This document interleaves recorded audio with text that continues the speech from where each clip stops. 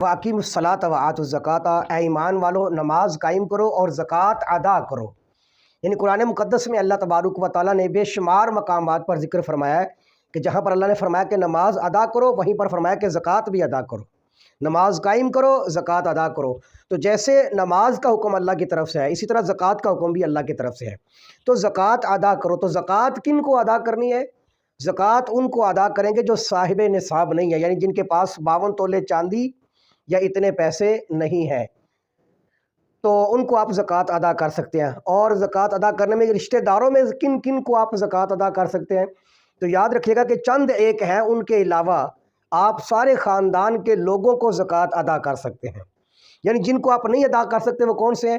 एक तो ये कि आदमी अपने बाप को ज़कात नहीं दे सकता, बाप को, दादा को, पड़दादा को, इसी तरह बेटे को, पोते को, पड़पोते को, ये जो ऊपर नीचे का सिलसिला है ना आदमी का, इसमें ज़कात नहीं चलती।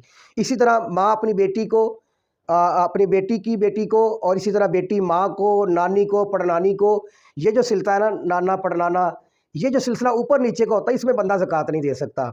और इसी तरह शोहर बीवी को नहीं दे सकती और बीवी शोहर को नहीं दे सकती, इसलिए कि शरीयत में मियाँ बीवी का माल गोया एक ही समझा जाता है।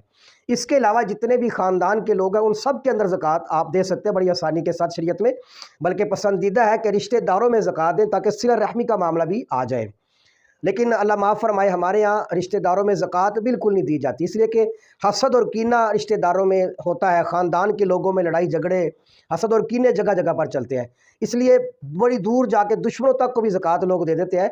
लेकिन ख़ानदान के लोग जो है वो परेशान बैठे होते हैं और गमगीन बैठे होते हैं, हसद और कीने की बुनियाद पर लोग रिश्तेदारों में ज़कात नहीं देते। तो बहरहाल ये बहुत गलती है। शरीयत में पसंदीदा यही है कि आप अपने अजीज़ व क़ारब रिश्तेदारों को ज़कात अदा कर सकते हैं। अब ये रिश्तेदारों में ज़कात क्यों नहीं अदा की जाती? ये कीना और हसद होता है। आप अंदाज़ा लगाएं कि अल्लाह के महबूब अलैहिस्सलातु वस्सलाम ने फरमाया कि शब बारात की रात, ये जो अभी गुजरी है, आप अलैहिस्सलाम ने फरमाया कि अल्लाह ताला कबीला बनी कल्ब के ऊपर जो कबीला बनी कल्ब की जो भेड़ बकरियाँ है ना, उन भेड़ बकरियों के ऊपर जितने बाल होते हैं उनसे भी ज़्यादा अल्लाह तबारुक व तआला इस रात में अपने बंदों की बख्शिश फरमा देते हैं। लेकिन चंद एक लोगों की बख्शिश नहीं होती, उनमें एक कीने का भी आदमी है। जो बंदा कीना रखने वाला, अल्लाह ताला उसकी भी बख्शिश नहीं फरमाते। तो ख़ानदान के लोगों में, रिश्तेदारों के अंदर जो ज़कात नहीं दी जाती ना, उसमें एक वजह यह भी होती है कि हसद और कीना होता है रिश्तेदारों के साथ कि कहीं मुझसे आगे ना बढ़ जाए। लेकिन शरीयत ये कहती है कि जहाँ पर तुम्हारा दिल नहीं मान रहा और अल्लाह पसंद करते हैं, तो अपने दिल को छोड़कर अल्लाह की बात मानते हो, वहाँ पर आप ज़कात दें। तो लिहाजा ख़ानदान के लोगों के अंदर ज़कात देंगे तो बाहर के लोगों को देने से ज़्यादा अल्लाह तबारुक व तआला आपको अजर और सवाब अता फरमाएंगे। इसके अलावा आप मदारस के अंदर या आमिलीन हज़रात को, या जो लोग फ़ुक़राए किराम का इंतज़ाम करते हैं, आप उन लोगों को भी ज़कात अदा कर सकते हैं। हाँ, ज़कात में ये शर्त है कि जिस बंदे को आप ज़कात दे रहे हैं वो ज़कात का मुस्तहिक होना ज़रूरी है।